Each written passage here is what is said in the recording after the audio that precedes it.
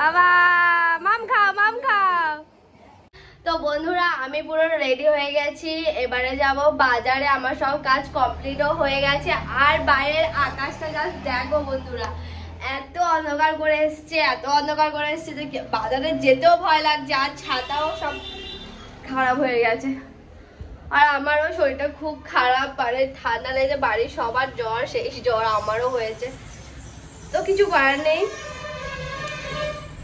তো তোমাদেরকে বলি আজকে স্পেশাল দিনটা কি। আজকে সৌভিকের জন্মদিন।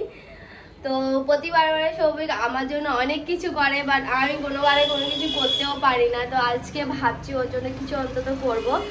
তো আমার পিসি শাশুড়ি আর আমার ননদকে দুজনকেই বলেছি, তো ওরা রাত্রিবেলা আসবে, মানে সন্ধ্যার দিকে আসবে। তো আমি এখন যাচ্ছি বাজারে ওর জন্য কিছু গিফট কিনতে। আর আমি বললাম যে কি নেবে বলো, আমি কি জামা প্যান্ট কিনবো বাজার থেকে? বলো না আমি জুডিও থেকে কিনবো। তো ওকে 500 টাকা আমি দিয়ে দিচ্ছি গিফট হিসাবে। আর আমার জন্য, ওর জন্য স্পেশাল আমি কিছু একটা কিনতে চাই। ও সব থেকে ফেভারিট যেগুলো, মানে যেটা ও খুব ভালোবাসে সেটা আমি কিনবো। তো কি ভালোবাসে জানো বলবো তোমাদের।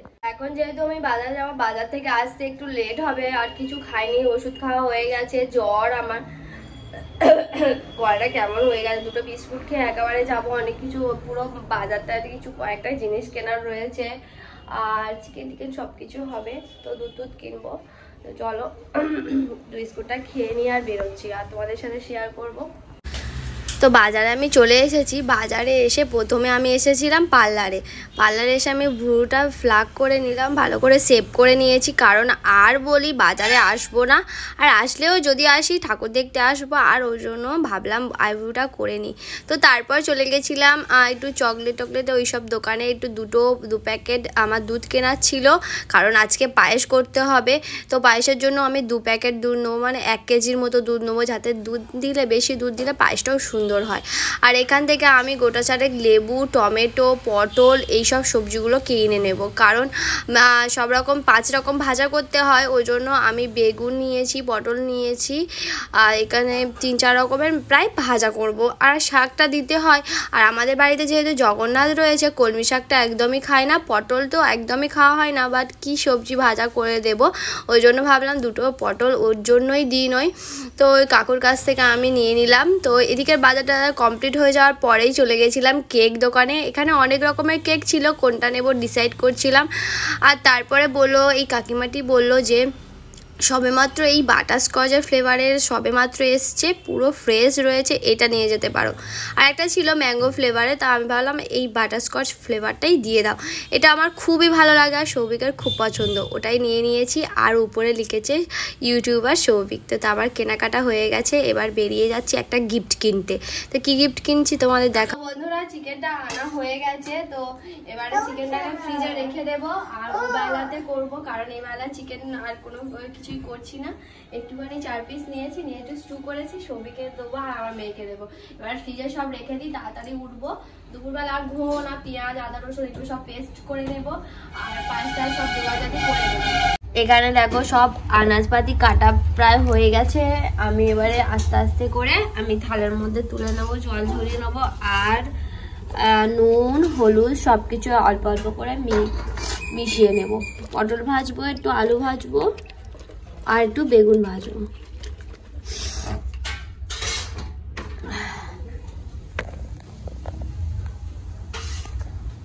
এখন প্রায় 3টের মতো বাজে, উঠে এসেছি। আর আজকে আর ঘুমাইনি বা শুইনি, কিছু করিনি। ভাবলাম যে তাড়াতাড়ি করে সবজি কটা কেটে নিই। পেঁয়াজ আদা রসুন এখানে কাটা হয়ে গেছে। আর মাছের মাথা দিয়ে বললাম যে বাঁধাকপির তরকারি হবে, ওই জন্য বাঁধাকপিটা আগে কুটে নিই। তারপর ভাজার আলু ভাজা, পটল ভাজা, আর এই বাঁধাকপি আলুর যে আলু তরকারি হবে, আলুটাও কাটা হয়ে গেছে, মাংসের আলু কাটা হয়ে গেছে। তো এখন আস্তে আস্তে করে সব কিছু করছি। এবারে এই কোটাকাটি করা হয়ে গেলে করবো হচ্ছে পায়েসটা সবার আগে করে নেব।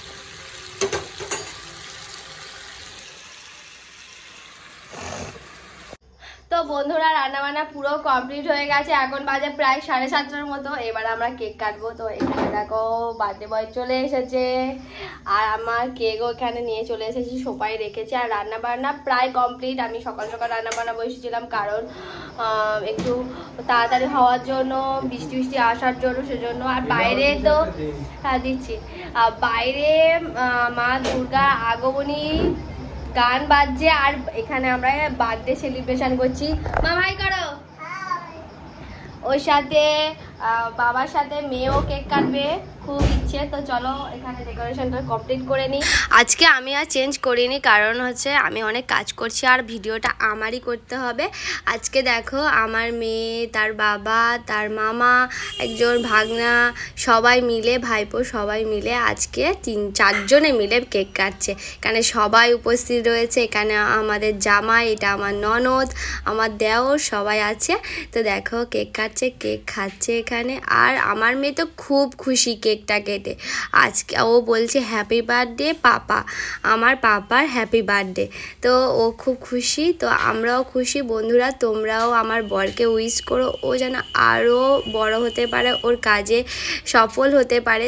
কিন্তু আমি তো ওকে সবসময় বলি, ওর পাশে তো আছি সবসময়, ও আমার পাশে থাকে আর সাপোর্ট করে। তার সাথে সাথে ওকেও আমি সাপোর্ট করি আমি সবসময়। তো তারপরে কেক কাটা হয়ে যাওয়ার পর ওর জন্য যে পায়েসটা আলাদা করে তুলে রেখেছিলাম সেটাই দিয়ে দিলাম।